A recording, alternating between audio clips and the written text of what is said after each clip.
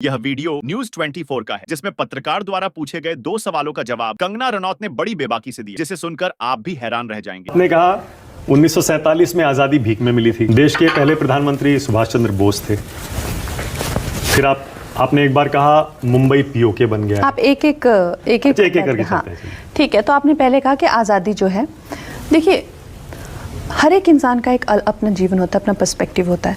जब हम इस प्लेटफॉर्म पे है ना, तो न जाने ऐसे कितनी बेटियां होंगी, न जाने ऐसे कितने बेटे होंगे, वो अपने ही जीवन में कैद होंगे। नहीं हो सकता है ना, हो सकता है वो उनका माइंड फ्रेम हो सकता है, वो उनकी स्थिति और परिस्थिति हो सकती है। क्या हम उन्हें जज कर सकते हैं? 2004 में जब मैं मुंबई आई थी और 2005-06 में मैंने गैंगस्टर, वो लम्हे, ये मेरी पहली फिल्म है। गैंगस्टर, वो लम्हे, जितना कि ये नेपो किड अपने, इनकी लास्ट फिल्म भी इस तरह की नहीं हो सकती। एक्टिंग का आप रेंज देखिए, playing a gangsters mole, playing a schizophrenic, metro, fashion, playing a drug addict super model, ये मेरी कुछ बहुत पहली फिल्में हैं। उसके बाद मुझे काम मिलना बंद हो गया। तो जब मैं काम ढूंढने जाती तो अच्छे 8-10 सालों तक मुझे काम नहीं मिला। हम 1-2 साल के स्ट्रगल की बात नहीं कर रहे हैं। आपको एक हफ्ता जब आपको अनसर्टिनिटी होती होगी ना, तो आप आजकल के लोगों के ना हाथ पैर फूलने लग जाते हैं, एंग्जाइटी पिल्स लेते हैं। मैं सालों साल की बात कर रही हूँ।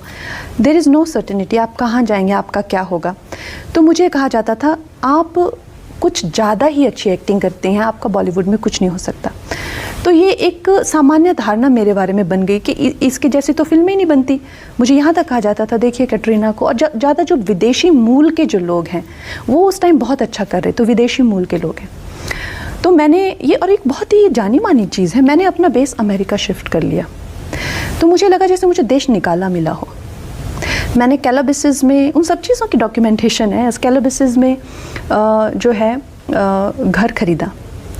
फिर मेरी ब्रिल्स्टन करके वहाँ पे एक एजेंसी है, उसको कांटेक्ट किया, क्योंकि मैं एक एशियन हूँ, तो वहाँ पे मुझे कोई एज एन एक्टर तो मेरा कोई फ्यूचर है नहीं। एक आधा इक्का दुक्का, अब यहाँ पे कोई वाइट पर्सन आएगा, उसको इक्का दुक्का रोल मिल सकता है, but that person can not hope to have. So मैंने सोचा मैं फिल्म मेकिंग में, तो मैंने एक शॉर्ट फिल्म भी वहाँ पर डायरेक्ट की। तो वो करने के लिए चाहे मैंने घर खरीदा अपने आप को पूरी तरह से। और आप सोचिए मेरे जैसा पर्सन, उसको अगर देश निकाला मिला हो और उसको देश ने अपनाया ना हो, तो मुझे कितना दुख हुआ होगा और मेरी क्या मनोव्यथा होगी। ना जाने कितने डॉक्टर्स, ना जाने कितने, अब देखिए आप रॉकेटरी करके भी एक फिल्म आई है, साइंटिस्ट के टॉर्चर होते थे, लोगों के टॉर्चर, ईमानदार लोगों के टॉर्चर होते थे। ये सिस्टम आपको इस देश को छोड़ने पे मजबूर कर देता था अगर आप if you are too good. फिर और ये एक विधि का विधान कह लीजिए कि क्या कह लीजिए, या मेरे देश का ही प्यार कह लीजिए, या हमारी जो कॉन्शियसनेस जो एक जागी कि मैं रास्कल हो गया या उसकी धमाल की। और मैं बहुत ही ज़्यादा उन लोगों की बहुत ही ग्रेटफुल, उन्होंने मुझे काम दिया, क्योंकि मैं अपने ये सपने वहाँ पे घर ले सकी। अमेरिका में इस तरह के छोटे छोटे रोल्स मैं करती थी ताकि मैं इंडिया से निकल सकूँ। उस दौरान मेरे पास एक फ़िल्म आई क्वीन करके, नया डायरेक्टर, नया प्रोडक्शन हाउस, और उसका मैंने कहा ठीक है, कुछ पैसे मिलेंगे, I can further establish myself there. और जैसे ही मैंने अपना आप को पूरी तरह से शिफ्ट कर लिया था अमेरिका, उस टाइम पे ये फिल्म, मगर ये फिल्म आई कब? ये फिल्म आई मार्च 2014 में, जब इस देश के लोगों ने कहा, फिल्में तो पहले भी आई होंगी अच्छी, लेकिन वो चलती नहीं थी।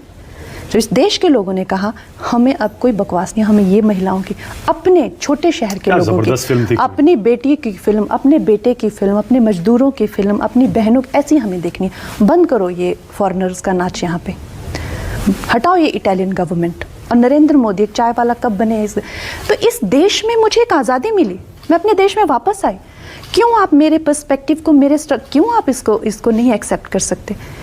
क्यों मुझे गाली गलोच किया जाता है? क्यों मुझे कहा जाता है कि मैं सैनिकों का सम्मान नहीं करती हूँ? मुझे इस देश से निकाल दिया गया था, और ऐसा कौन कहता है कि मुझे सैनिकों का सम्मान नहीं है? क्या मैं उस स्ट्रगल को, तो मैं ऐसा क्यों कहती हूँ? फिर सुभाष चंद्र बोस हमारे फर्स्ट पीएम थे, वो जो लिजिटिमेट, उन्होंने आज़ाद हिंद फौज बनाया था। आप उनको डिसक्रेडिट कर सकते हैं तो ठीक है, लेकिन मैं किसी को क्रेडिट दे दूँ तो वो ठीक नहीं है। तो इस तरह के जो 2 ब्रेन सेल्स के साथ जो लोग पैदा हुए हैं ना, आप लोगों का कोई भविष्य नहीं है। अगर आप लोगों में दूसरे के संघर्ष को लेकर, दूसरे के पर्सपेक्टिव को लेकर, अगर आपको सिर्फ 2 ब्रेन सेल्स ऑपरेट करने हैं ना, यू हैव नो फ्यूचर।